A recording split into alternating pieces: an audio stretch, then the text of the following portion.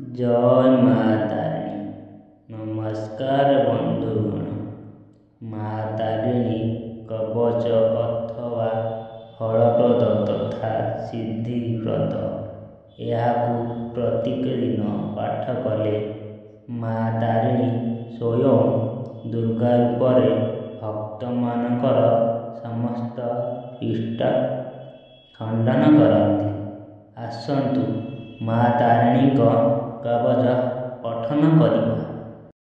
ओम दुर्गा देवी शिर पातु, ललाटे त्रिशूल धारिणी, चक्षुशिखे ज्योति पातु, कर्णे चकर वाहिनी, विहाम चंडिका पातु, ग्रीवयं पातु कालिका, नासिक पाणिन पातु, श्रीक्षेत्रे चक्रधारिणी, क्रोधयन्ता तारिणी देवी, उदरं जगमोहिनी, गृहे भगवती देवी, बाहो विन्ध्यवासिनी,